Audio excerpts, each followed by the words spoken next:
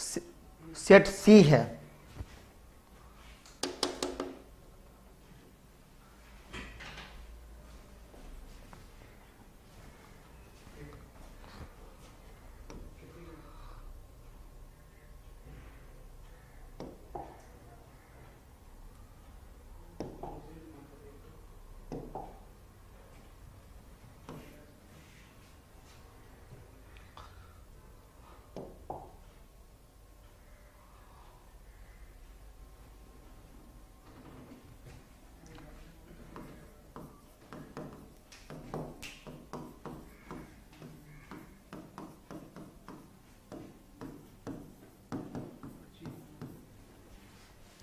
Set सी और history section पर हम डिस्कस कर देते हैं। आप लोग अपना आंसर मैच कर लीजिए। उसके बाद एक्सपेक्टेड कटअप के बारे में भी हम चर्चा करेंगे। तो सबसे पहले हम हिस्ट्री सेक्शन पर पहुंचते हैं और क्वेश्चन नंबर है 116 से 116 नंबर क्वेश्चन से आप लोग तैयार हो जाएं।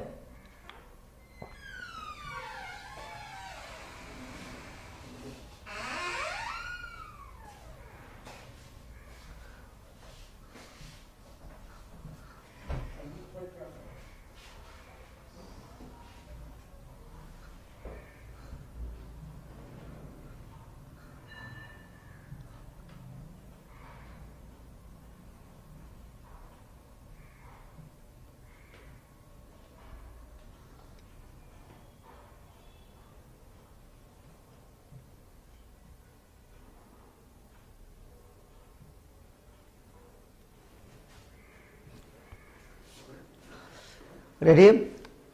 क्वेश्चन नंबर 116 जो हम देखते हैं, क्वेश्चन है एक सन्यासी जो फिजी में एक गिरमिटिया मजदूर के रूप में काम करने के बाद उस जिले में अपनी पीठ पर तुलसीदास रामायण की एक प्रति लेकर आया था, जिससे वो ग्रामीण श्रोताओं को छंद सुनाता था। यहां जिस किसान नेता का जिक्र है वह कौन है? इस ऑप्शन के अनुसार आंसर बी बाबा रामचंद्र माने जाते हैं कि बाबा रामचंद्र फिजी में 16 वर्षों तक रहे थे और एक गिरमिटिया मजदूर के रूप में काम किया था और 1916 ईस्वी में और फिर वापस आए थे। और वापस आकर के बाबा रामचंद्र सबसे पहले अयोध्या पहुंचते हैं और अयोध्या के बाद अवध के अन्य क्षेत्र में किसान नेताओं को मोटिवेट करने के उद्देश्य से उन्होंने तुलसीदास के रामायण की प्रति की छंद सुनाया करते थे। तो आंसर हमारा जो होगा बी बाबा रामचंद्र, 116 का answer B. Next question number 117, all India Harijan Sangh की स्थापना 1932 में किसके द्वारा की गई थी? देखिए, ऑल इंडिया हरिजन संघ, ये ऑल इंडिया हरिजन संघ जो 1933 में आकर के ऑल इंडिया हरिजन सेवक संघ के नाम से एक्चुअल में जाना गया और ये ऑल इंडिया हरिजन सेवक संघ था। हालांकि ऑल इंडिया हरिजन संघ की स्थापना का विचार महात्मा गांधी का है। महात्मा गांधी ने पूना पैक्ट के समय, उसी समय उन्होंने ये विचार भी दिया था कि एक हरिजनों के लिए इस प्रकार के संगठन बनाए जाए, जो बाद में ऑल इंडिया हरिजन सेवक संघ के नाम हुआ। तो आंसर जो हमारा होगा ए महात्मा गांधी। लेकिन जब 1933 ईस्वी में, यह भी जान ले, जो जब इसका ऑल इंडिया हरिजन सेवक संघ के रूप में आया था तो इसके अध्यक्षता के रूप में काम किए थे घनश्याम दास बिरला ने इसकी अध्यक्षता किए थे और इसके अध्यक्ष भी थे। और क्योंकि इसका उद्देश्य भी था कि अस्पृश्यता निवारण, और इस नाम से उनको जाना भी गया था। कुछ समय के लिए इसका नाम अस्पृश्यता निवारण संघ भी रखा गया था। तो यहां पर जो ऑप्शन है उसके अनुसार क्वेश्चन नंबर 117, 117 का आंसर जो होगा वह answer A Mahatma Gandhi.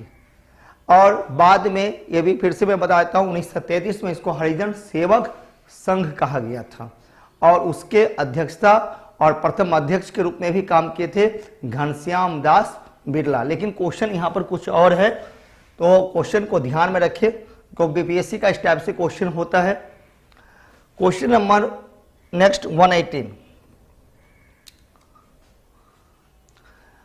Question आसान सा है, जनरल क्वेश्चन है, सभी लोग पढ़ते होंगे इसको। 20 फरवरी 1947 को प्रधानमंत्री एटली, ब्रिटिश प्रधानमंत्री ने भारत से ब्रिटिश शासन को कब तक वापस लेने की घोषणा की थी? उन्होंने अपनी संसद में कहा था कि हम भारत छोड़ देंगे।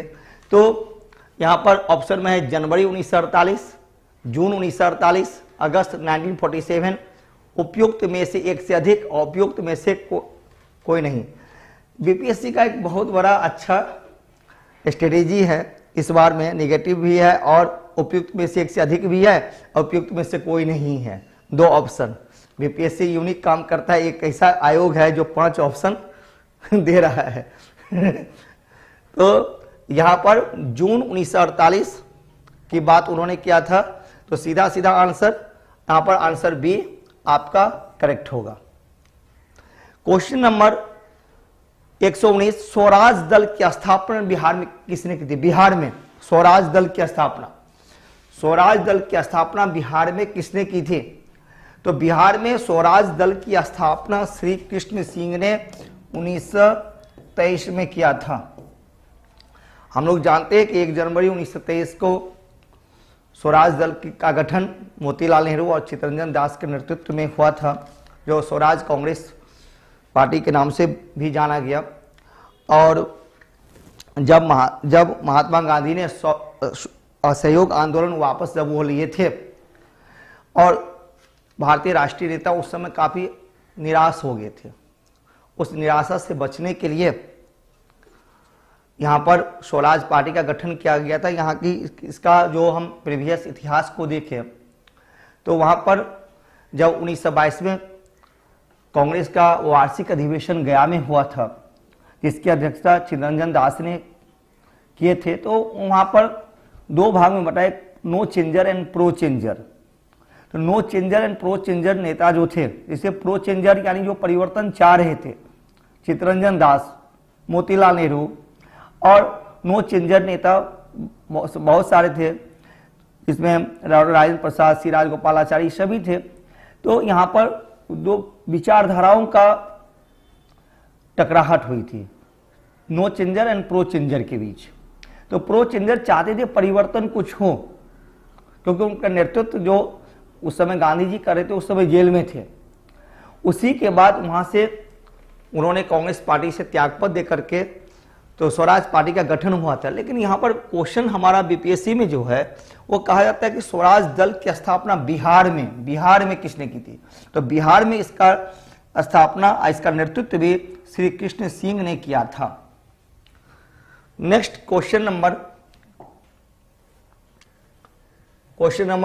120, 120। नमक सत्याग्रह के दौरान बिहार, ये भी बिहार से संबंधित क्वेश्चन है, लेकिन इतिहास से संबंधित क्वेश्चन है। प्रश्न पर आप लोग ध्यान दीजिए। नमक सत्याग्रह के दौरान बिहार के लोगों ने नमक बनाने के साथ साथ सरकार के विरुद्ध किस कर का विरोध करने का विकल्प चुना? विकास, मलबा, हाथी, उपयुक्त में से कोई नहीं है, उपयुक्त में से एक से अधिक। बिहार के लोगों ने नमक बनाने के साथ साथ सरकार के विरुद्ध किस कर का विरोध करने का विकल्प चुना था? तो वह कर था चौकीदारी कर। यहां पर एक भी ऑप्शन में ऐसा नहीं है, वो था चौकीदारी कर का विरोध किया था। चौकीदारी टैक्स नहीं देंगे। और मुंगेर में एक जगह का नाम है गढ़पुरा, अब मुंगेर के गढ़पुरा में इसकी शुरुआत हुई थी, जिसका नेतृत्व श्री कृष्ण सिंह ने किया था, वह था वर्ष 1930। तो यहां पर आंसर, इसका आंसर जो होगा उपयुक्त में से कोई नहीं, answer E is correct. Okay, next question number 121, Shri Krishna Singh द्वारा गठित बिहार की निर्वाचित सरकार ने फरवरी 1938 में किस कारण से इस्तीफा दे दिया था? देखिए, आप लोगों ने पढ़ा होगा Indian government act of 1935, Bharat सरकार अधिनियम 1935, उसी के तहत 1937 में प्रांतीय चुनाव हुआ था और प्रांतीय चुनाव में कांग्रेस ने 7 राज्यों की सरकार का गठन किया था, उसमें एक राज्य बिहार भी था और वह सरकार का गठन श्री कृष्ण सिंह के नेतृत्व में हुआ था। लेकिन फरवरी 1938 में वो सरकार ने त्यागपत्र दिया। तो यहां जो ऑप्शन हम देखते हैं, राजनीतिक कैदियों को छोड़ने के कारण, गांधी जी द्वारा ब्रिटिश के विरुद्ध सत्याग्रह आंदोलन कारण, भारत की आजादी के आंदोलन में भाग लेने के कारण, उपयुक्त में से एक से अधिक या उपयुक्त में से कोई नहीं। देखिए यहां पर इस ऑप्शन, हालांकि दो कारण हैं। उस समय वहां के राज्यपाल ने राजनीतिक कैदियों को छोड़ने के लिए आदेश दिया था। आखिर श्री कृष्ण सिंह उससे नाराज हो चुके थे। और दूसरी घटना हुई थी कि द्वितीय विश्व युद्ध की भी बात, हालांकि वो तो बाद में प्रारंभ हुआ 1939 में, लेकिन इस यहां पर जो हम ऑप्शन देखते हैं तो इसका आंसर हमें होगा A. Answer A is correct. राजनीतिक कैदियों को छोड़ने के कारण श्री कृष्ण सिंह नाराज चल रहे थे और उसी समय वह त्यागपत्र दे देते हैं। क्वेश्चन नंबर 122, किसने चंपारण सत्याग्रह के दौरान बिहार में गांधी की जान बचाई थी? देखिए, चंपारण सत्याग्रह 1917 कौन नहीं जानता है, लेकिन क्वेश्चन बिल्कुल अलग तरीके से है। बीपीएससी का एक यूनिक काम होता है, ऐसा काम बीपीएससी द्वारा होता है कि किसने चंपारण सत्याग्रह के दौरान बिहार में गांधी जी की जान बचाई थी। हम लोग जानते हैं गांधी जी का भारत में पहला सत्याग्रह चंपारण से प्रारंभ होता है और गांधी जी चंपारण में सत्याग्रह करते हैं। लेकिन और जब ब्रिटिश सरकार से गांधी जी की बातचीत होती है तो उसी से एक दिन पहले की रात की बात है, गांधी जी के रसोइया थे बतक मियां थे और ब्रिटिश सरकार के डर से उन्होंने ही कहा था, ब्रिटिश सरकार ने कहा था जहर डालने के लिए, उन्होंने जहर डाला, लेकिन उनके दूध में जहर डाला गया था, लेकिन बतक मियां ने ही गांधी जी को यह बात बता भी दिया, जिसके कारण गांधी जी ने वह दूध पीने से मना कर दिए थे। उन्होंने दूध नहीं पिया था और गांधी जी की जान बच गई थी। तो आंसर सी बतक मियां। इन्होंने, बतक मियां ने ही ब्रिटिश सरकार के दबाव में आकर के उनके दूध में जहर मिलाया था और बतक मियां ने ही गांधी जी को यह बात बताया भी, जिसके कारण गांधी जी ने दूध नहीं पिए थे। तो आंसर सी इज करेक्ट हो गया। नेक्स्ट क्वेश्चन नंबर 123, असहयोग आंदोलन के दौरान किसने बिहार में किसानों की अगुवाई की थी? सभी जानते हैं असहयोग आंदोलन 1920 में महात्मा गांधी के नेतृत्व में प्रारंभ हुआ था, लेकिन क्वेश्चन है कि बिहार में किसानों की अगुवाई किसने किया था? तो यहां पर इस आंदोलन का नेतृत्व नहीं पूछा जा रहा है, इस आंदोलन के में बिहार में किसानों के नेतृत्व पूछा जा रहा है। तो इन सब लाइन पर आप लोग ध्यान दें, बिहार में किसानों का नेतृत्व स्वामी विद्यानंद जी ने किया था। आंसर सी इज करेक्ट, स्वामी विद्यानंद, बिहार में। नेक्स्ट क्वेश्चन नंबर 124,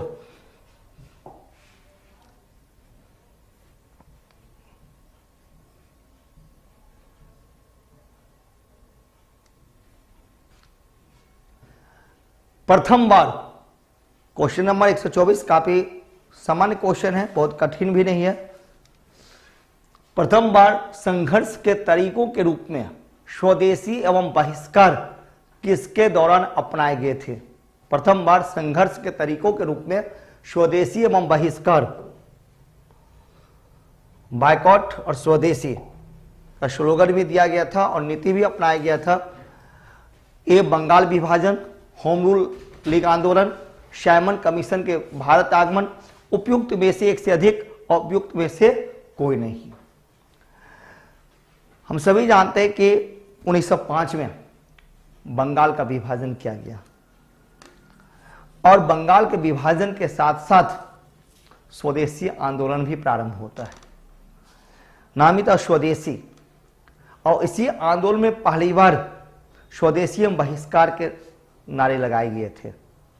तो यहां पर इस ऑप्शन के अनुसार हमारा आंसर जो होगा ए, बंगाल विभाजन। यहां पर हालांकि बीपीएससी को क्लियर करना चाहिए, लेकिन बीपीएससी हमेशा ऑप्शन साफ साफ क्लियर नहीं देता है। तो बंगाल विभाजन एंड यहां पर लिख देना चाहिए स्वदेशी आंदोलन, स्वदेशी आंदोलन। तो answer A is correct. Next question number 125। 1906 ईस्वी में आयोजित भारतीय राष्ट्रीय कांग्रेस के कलकत्ता अधिवेशन में भारत के लिए स्वराज का झंडा किसके द्वारा फहराया गया था? Question number 125। स्वराज 1906 कांग्रेस का सेशन कलकत्ता में, साथ तो काफी विवादास्पद रहा, सूरत स्प्लिट के नाम से हम लोग जानते हैं। और यहीं पर दादा भाई नौरोजी जो महान अर्थशास्त्री थे उस समय के, और दादा भाई नौरोजी उदारवादी के एक प्रमुख चेहरा माने जाते थे, अच्छे नेता माने जाते थे अर्थशास्त्री होने के साथ साथ। और यहीं पर पहली बार दादा भाई नौरोजी के द्वारा स्वराज शब्द भी बुलंद किया गया था इसी सेशन में। और लेकिन उनके स्वराज का मतलब यहां पर कुछ और था। देखिए, दो बात यहां पर जानना अनिवार्य है, थोड़ा ये भी जान लें कि दादा भाई नौरोजी का स्वराज और बाल गंगाधर तिलक का स्वराज, दोनों स्वराज में अंतर है। दादा भाई नौरोजी का स्वराज का मतलब था यहां पर आर्थिक स्वतंत्रता, और बाल गंगाधर तिलक के स्वराज का अर्थ है राजनीतिक स्वतंत्रता। तो यहां पर जो स्वराज जो इन्होंने दादा भाई नौरोजी के द्वारा जो प्रस्तुत किया गया है वह आर्थिक सेंस में, आर्थिक स्वतंत्रता के सेंस में है, जो इन्होंने यहां पर दिया था और झंडा भी फहराया था। Answer A is correct. Next question number 126।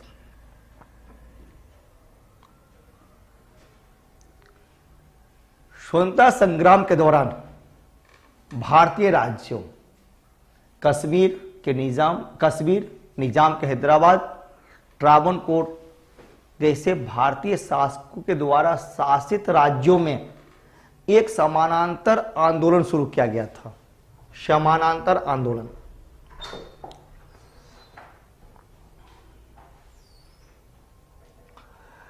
हालांकि वो जो समानांतर आंदोलन प्रारंभ किया गया था तो उसमें एक बात यहां पर मैं क्लियर कर देता हूं, जान लीजिए आप लोग, केवल कश्मीर, निजाम के हैदराबाद, ट्रावनकोर राज्य ही नहीं था, बल्कि और बहुत सारे राज्य थे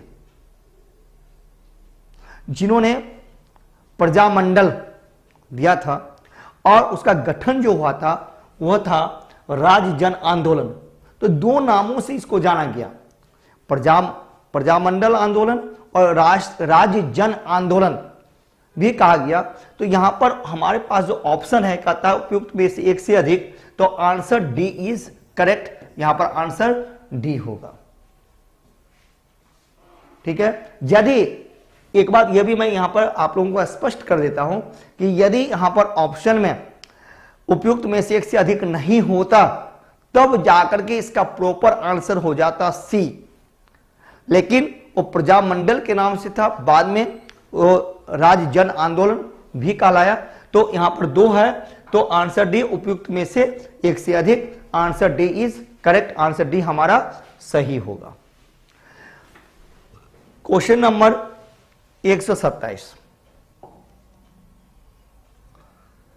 भारतीय स्वतंत्रता संग्राम के बारे में निम्नलिखित में से कौन सा कथन सही नहीं है? कौन सा कथन सही नहीं है? देखिए, कौन सा कथन सही नहीं है? गांधी जी ने अपना प्रमुख सार्वजनिक भाषण बनारस हिंदू विश्वविद्यालय में दिया था, ये तो सही है। वर्ष 1921 में गांधी जी को गिरफ्तार कर लिया गया था। सी चौरी चौरा हत्याकांड के कारण गांधी जी ने असहयोग आंदोलन से हाथ खींच लिया था। उपयुक्त में से एक से अधिक और उपयुक्त में से कोई नहीं। अब देखिए कौन सा कथन सही नहीं है। चौरी चौरा हत्याकांड के कारण ही गांधी जी ने असहयोग आंदोलन को वापस नहीं लिया था, और बहुत सारे कारण थे। उस समय दक्षिण भारत में भी कुछ हिंसक घटनाएं होने लगी थी। वह भी एक असहयोग आंदोलन का एक कारण था, वापस लेने का एक कारण वह भी था। केवल चौरी चौरा हत्याकांड ही नहीं था। और 1921 में गांधी जी गिरफ्तार नहीं हुए थे। गांधी जी 10 मार्च 1922 को गिरफ्तार हुए थे। तो यहां पर आंसर डी यहां होगा। आंसर डी इसलिए होगा क्योंकि एक से अधिक ऑप्शन इसका सही है। D answer is correct. Next question number 128,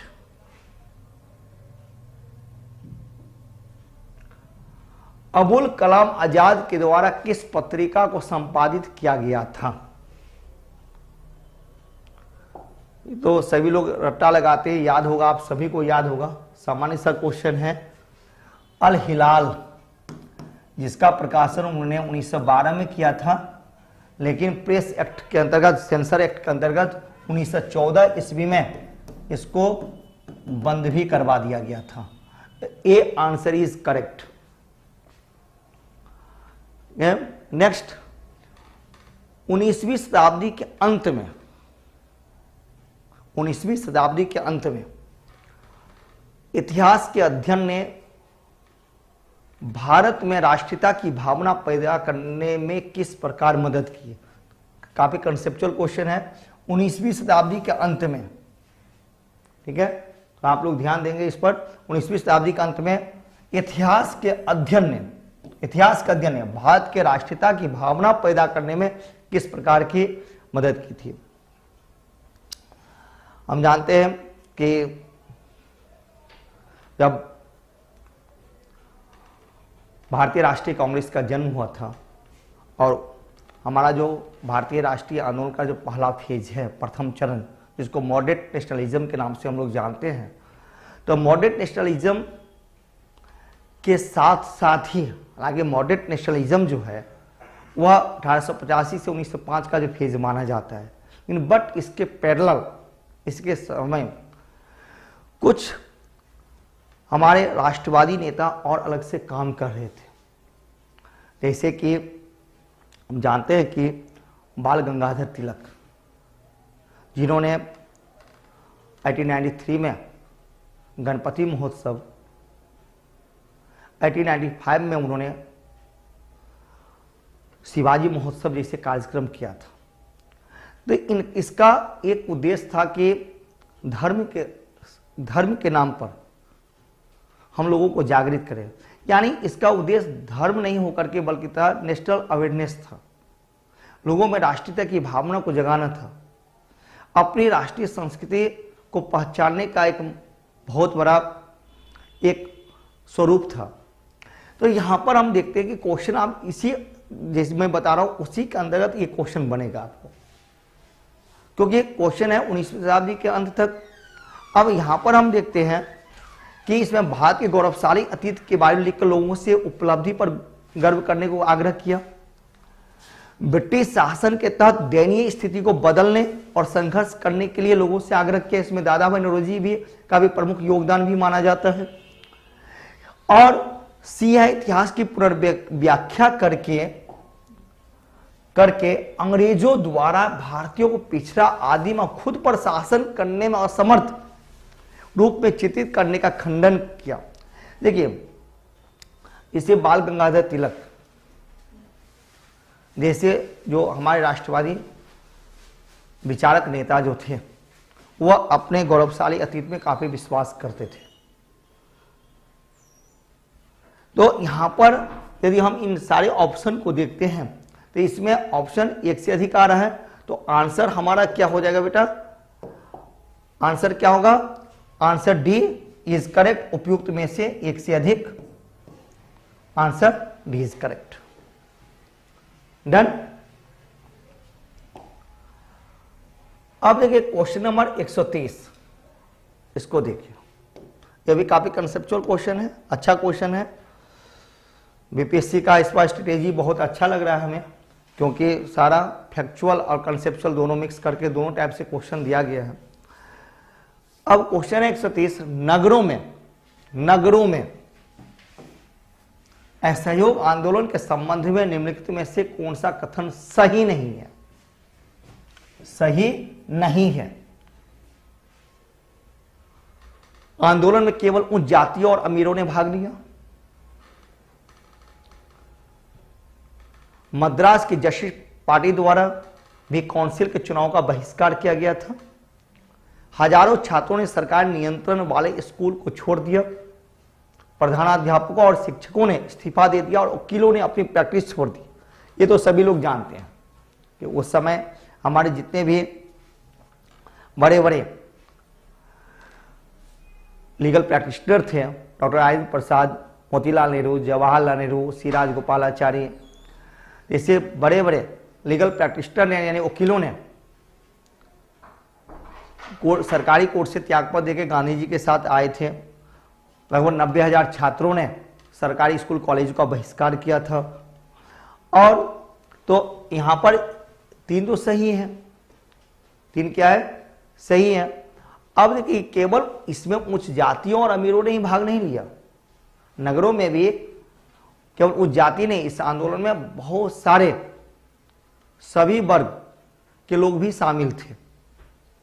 यह भारत का पहला राष्ट्रीय आंदोलन था जिसमें सभी वर्गों के लोगों ने भाग लिया था, और शहरी क्षेत्रों में भी और ग्रामीण क्षेत्रों में भी। तो यहां पर हमारा क्वेश्चन शहरी क्षेत्रों से, नगरों से है।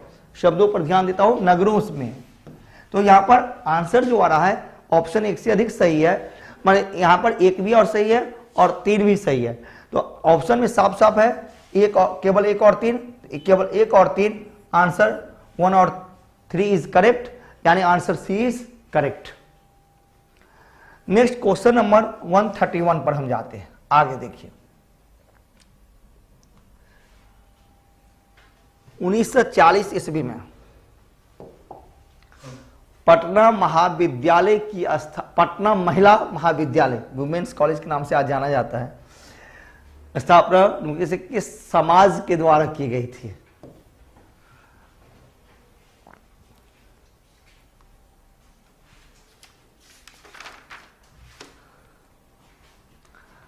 Irish Christian brothers, sisters of the Apostolic Carmel, society of Jesus. उपयुक्त में से 1 से अधिक, उपयुक्त में से कोई नहीं। Sister of the Apostolic Carmel, answer B. इसी समाज के द्वारा पटना विमेंस कॉलेज का गठन 1940 में हुआ था। इसमें और अधिक जाने की जरूरत नहीं है। नेक्स्ट क्वेश्चन नंबर 132, ये भी फैक्चुअल क्वेश्चन है सीधा। 47 में भारत और पाकिस्तान के बीच अंतर्राष्ट्रीय सीमाएं खींचने के लिए स्थापित की गई 2 सीमा आयोगों का नेतृत्व, 2 सीमा आयोग का नेतृत्व, ठीक है। काफी चर्चित क्वेश्चन है, नॉर्मल क्वेश्चन है, तो ये फैक्चुअल है, सभी लोग जानते हैं। Answer B is correct, Cyril Radcliffe. Next, अब देखिए एक थोड़ा सा ये क्वेश्चन बीपीएससी ने फिर कंफ्यूजन में सभी बच्चों को डाला है निश्चित रूप से।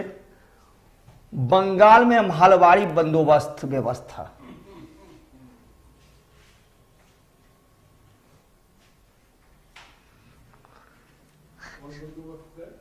महलवाड़ी, बंगाल में महलवाड़ी व्यवस्था, आप लोगों ने पढ़ा भी होगा कि लैंड रेवेन्यू पॉलिसी जो ब्रिटिश सरकार के द्वारा था, इसमें permanent settlement, Ryotwari settlement and Mahalwari settlement, यानी परमानेंट अस्थायी बंदोबस्त भूमि व्यवस्था और दूसरा रेतवाड़ी और महलवाड़ी। और सभी लोग जानते हैं कि लैंड रेवेन्यू पॉलिसी जैसे कि बंगाल, बिहार, उड़ीसा, वाराणसी एंड नॉर्थ कर्नाटका में परमानेंट सेटलमेंट यानी अस्थायी भूमि बंदोबस्त व्यवस्था कोर्टवालिस ने क्या था। हालांकि उसके पीछे तो बहुत सारा बैकग्राउंड है, वहाँ पर इस बात की चर्चा नहीं है। और रेतवाड़ी व्यवस्था जो है वह दक्षिण क्षेत्रों में, असम के क्षेत्रों में भी हुआ, और दक्षिण में जैसे सबसे पहले बारामहल डिस्ट्रिक्ट मद्रास के पास है, वहाँ पर हुआ था। लेकिन यहाँ क्वेश्चन है कि और महलवाड़ी व्यवस्था, महलवाड़ी एक बात जान लें कि महलवाड़ी व्यवस्था जो था वह बंगाल एक्ट से ही प्रभावित था, और उससे प्रभावित होने वाले व्यक्ति होल्ट मैकेंजी थे। होल्ट मैकेंजी का ये आइडिया था, आइडिया कह सकते हैं उनके दिमाग की उपज थी। लेकिन बंगाल में महलवाड़ी व्यवस्था,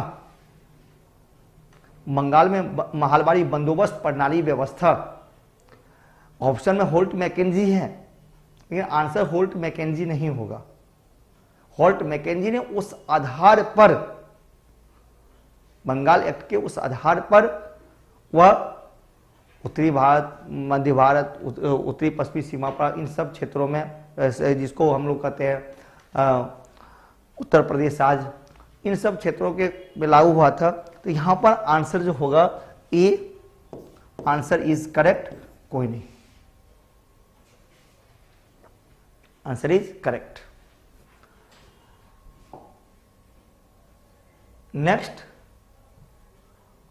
1940 में विनोबा भावे ने व्यक्तिगत सत्याग्रह कहां से प्रारंभ किया था। तो नॉर्मल क्वेश्चन है, सभी लोग पढ़ते हैं कि महात्मा गांधी ने इंडिविजुअल सत्याग्रह जो 1940 में प्रारंभ किया था, 17 अक्टूबर 1940 को। तो उन्होंने अपने सत्याग्रही, महात्मा गांधी के 5 सत्याग्रही थे। इसके पहले सत्याग्रही, प्रथम सत्याग्रही विनोबा भावे ही थे। तो विनोबा भावे ने महाराष्ट्र के, सीधा क्वेश्चन है, पवनार से व्यक्तिगत सत्याग्रह आरंभ किया था। Answer A is correct. Question number 135, 135 देखिए, 1918 में मोंटफोर्ट सुधारों पर कांग्रेस ने एक महत्वपूर्ण रुख अपनाया, जिसके कारण पुराने उदारवादी अवशेष, देखिए शब्द का हिंदी में प्रयोग किया है, तेज बहादुर सप्रू, जयकर और चिंतामणि टूट गए, जिन्होंने अलग एक संगठन बनाया था, अलग पार्टी का गठन किया था। तो मोंटेगो चेम्सफोर्ड सुधार 1919 का एक्ट के नाम से बाद में जाना गया, इंडियन गवर्नमेंट एक्ट ऑफ 1919 के नाम से हम जानते हैं मोंटेगो चेम्सफोर्ड सुधार। जिसके कारण क्या होता है, 1919 में आकर के तेज बहादुर सप्रू, एम जयकर और चिंतामणि जैसे नेताओं ने 1919 में आकर के Indian National Liberal Federation, Indian National Liberal Federation का गठन किया था। तो आंसर बी इज करेक्ट, हमारा आंसर होगा बेटा यहां पर answer B is correct.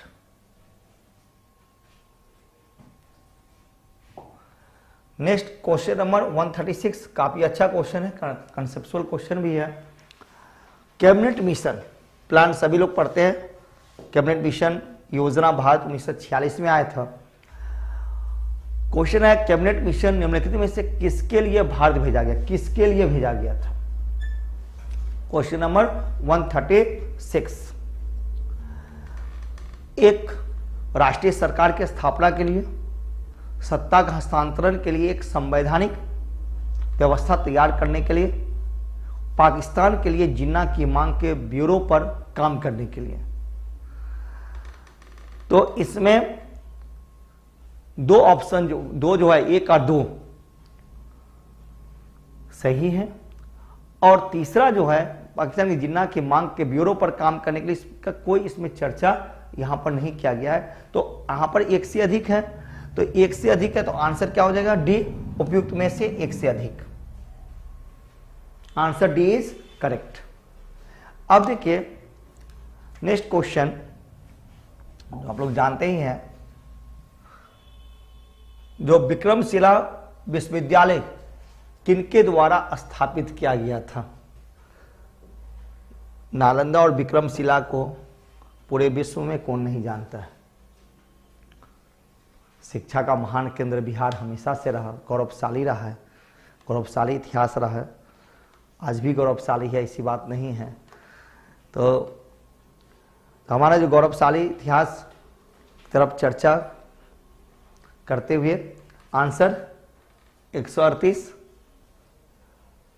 Question number 138, 8वीं शताब्दी में पाल वंश के शासक थे धर्मपाल।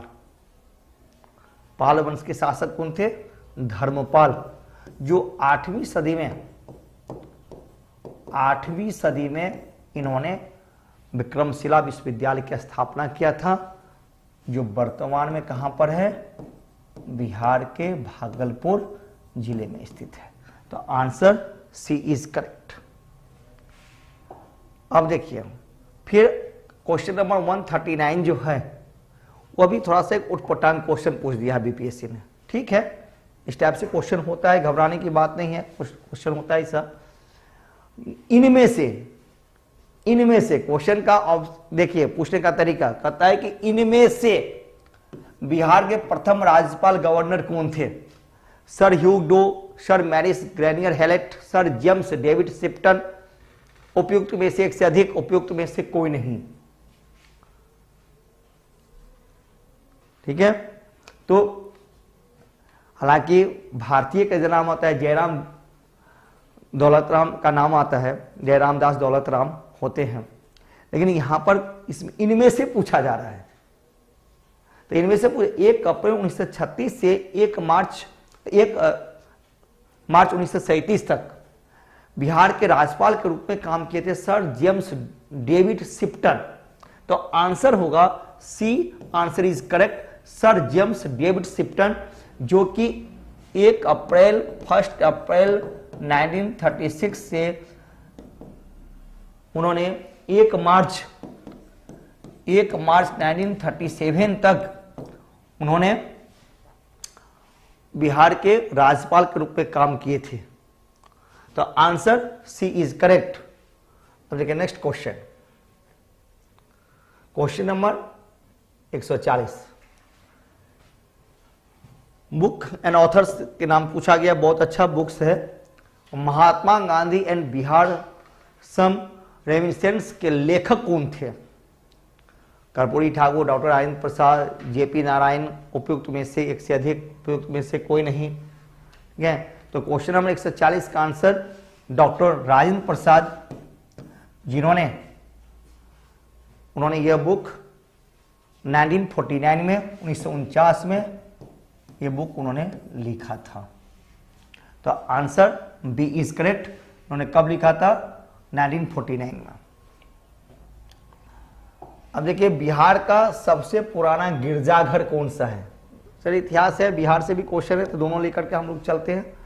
बिहार का सबसे पुराना चर्च यानी गिरजाघर आप लोग पटना में रहते हैं, सुनते होंगे पादरी की हवेली सबसे पुराना है, सबसे पुराना बिहार का सबसे पुराना गिरजाघर यही है, पादरी की हवेली। क्वेश्चन नंबर 122, बिल्कुल अलग टाइप का क्वेश्चन और इंटरेस्टेड क्वेश्चन है, काफी देखना चाहिए इसको। दिवंगत अभिनेता कुमुदलाल गांगुली, जिनको मंचीय नाम अशोक कुमार के से भी जाना जाता है, का जन्म बिहार के निम्नलिखित में से किस शहर में हुआ था? जनरली सब जानते हैं कि अशोक कुमार हालांकि बंगाली थे, ठीक है, बंगाल से रहे, लेकिन इनका जन्म बिहार के भागलपुर में हुआ था और इनका जन्म 13 अक्टूबर 1911 को 13 अक्टूबर 1911 को बिहार के भागलपुर में हुआ था, जो भारतीय सिनेमा के महान कलाकार के रूप में जाने गए, आज भी जाने जाते हैं। तो 142 का answer A Bhagalpur is correct. अब आगे देखिए नेक्स्ट, देखिए ये क्वेश्चन फैक्चुअल है लेकिन काफी कंसेप्चुअल क्वेश्चन है। प्राचीन काल में गंगा के दक्षिण क्षेत्र को क्या कहा जाता था? प्राचीन काल में गंगा के दक्षिण क्षेत्र क्या कहा जाता है? ऑप्शन में चोल, अनर्थ, तक्षशिला, उपयुक्त में से एक से अधिक या उपयुक्त में से कोई नहीं। देखिए अनर्थ जो है वो गुजरात के वह उत्तरी क्षेत्र है, चोल बिल्कुल दक्षिणतम भारत है, वह गंगा के सिर्फ दक्षिण में नहीं है, जस्ट दक्षिण में नहीं है। और तक्षशिला सभी लोग जान रहे हैं, तक्षशिला का डायरेक्शन आप देख रहे हैं उत्तर की तरफ, तक्षशिला पाकिस्तान उत्तर पश्चिम की ओर। तो यहां पर क्वेश्चन है गंगा के दक्षिण क्षेत्र, तो इसमें से एक भी ऑप्शन सही है नहीं, तो आंसर जो बीपीएससी ने बहुत अच्छा दे दिया है ई, उपयुक्त में से कोई नहीं। Clear, E answer is correct. Okay, question number next question हम देखें कि दूसरी शताब्दी के आसपास रचित संस्कृत के शिलालेख के अनुसार,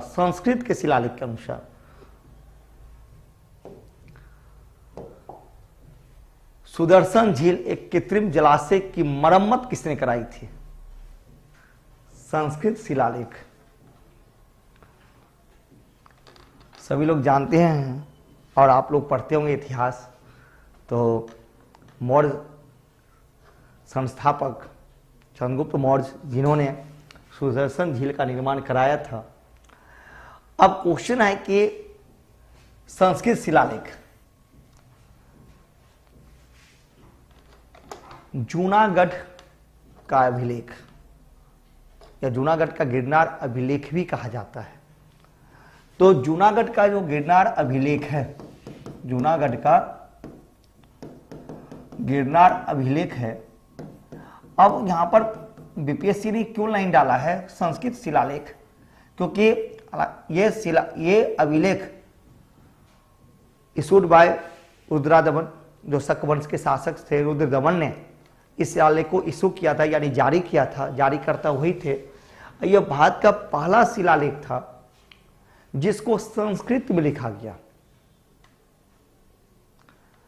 संस्कृत में लिखा गया। हालांकि हरिसेन के द्वारा लिखा गया है प्रयाग प्रशस्ति अभिलेख, लेकिन वह प्रयाग प्रशस्ति अभिलेख है वह भी संस्कृत में लिखा हुआ है, संस्कृत में, लेकिन वह जो है चंपू काव्य शैली में लिखा हुआ है अभिलेख है, संस्कृत में है, लेकिन उसकी विशेषता क्या है? तो दोनों में अंतर, बहुत सारे यहां पर कंफ्यूज हुए होंगे बच्चे हमारे, तो यहां पर मैं इसलिए क्लियर कर देता हूं आपको कि वह हरिसेन के द्वारा जो लिखा हुआ है वह चंपू काव्य शैली में लिखा हुआ है, लेकिन यहां पर उस तरह का कोई उल्लेख नहीं है। और साफ साफ लिख दिया कि दूसरी शताब्दी में, यह भी क्लियर कर दिया। तो आंसर हमारा जो होगा, मरम्मत किसने कराई थे? तो मरम्मत आंसर ए, यानी कि रुद्रदमन ने उसी सदी में क्या था। फिर बाद में पुनः उसका गुप्त वंश के शासक हुए थे स्कंदगुप्त ने भी मरम्मत कराया था, लेकिन आंसर जो होगा यहां पर ए होगा, तो क्वेश्चन है दूसरी शताब्दी के आसपास। अब देखिए क्वेश्चन नंबर 146 146 में हम देखते हैं झांसी के पास देवगढ़ का मंदिर, जो देवगढ़ का कहा जाता है दशावतार मंदिर, देवगढ़ का दशावतार मंदिर, हालांकि अब झांसी में नहीं है, अब वह उत्तर प्रदेश के वर्तमान में ललितपुर में है। ठीक है, ललितपुर में चला गया है।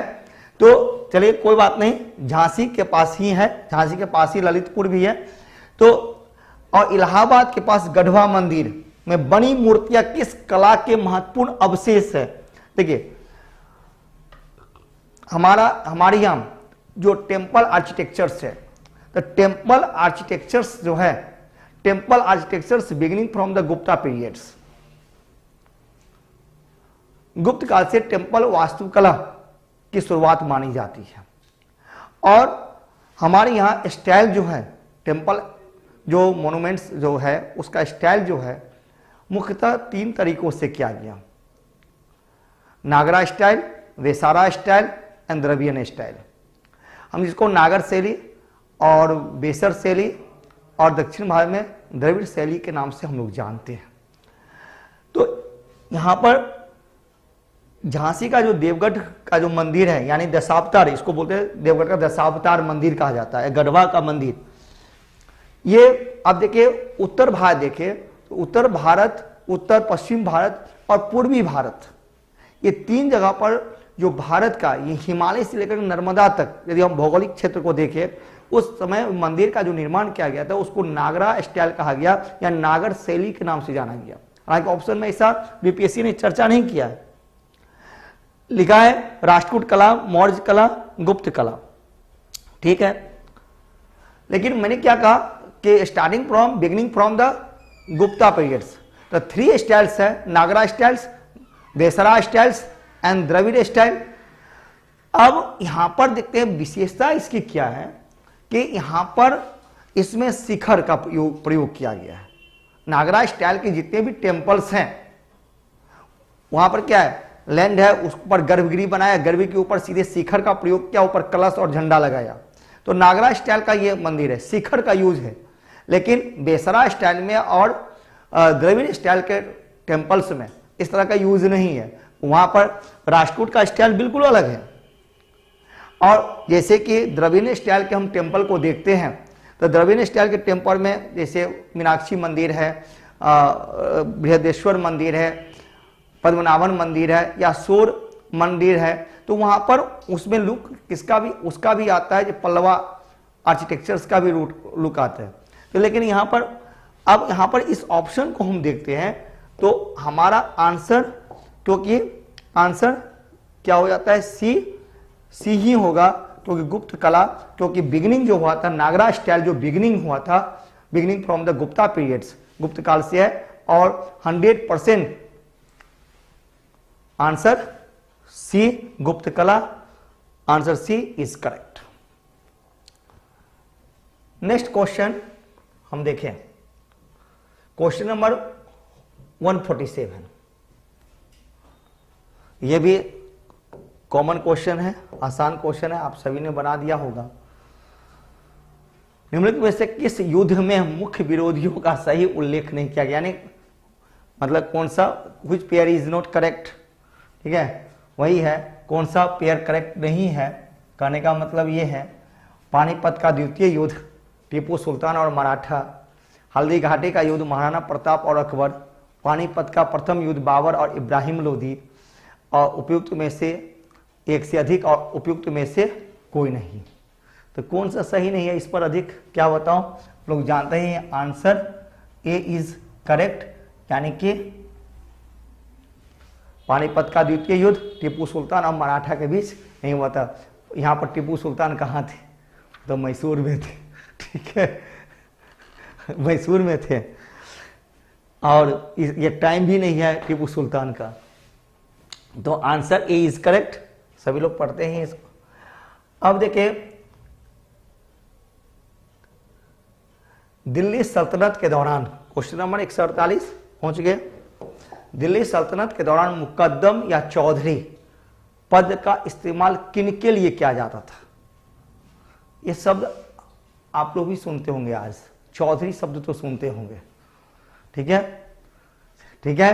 तो यहां पर चौधरी का मतलब वह चौधरी नहीं है, जनरली आप लोग जो सुनते हैं कि चौधरी यहां पर सरनेम उपनाम से मतलब कोई नहीं है, ठीक है। तो चौधरी उपनाम से संबंधित नहीं है, इस बात को निकाल दे, क्योंकि दिल्ली सल्तनत के दौरान पद शब्द दिया गया, पद का इस्तेमाल।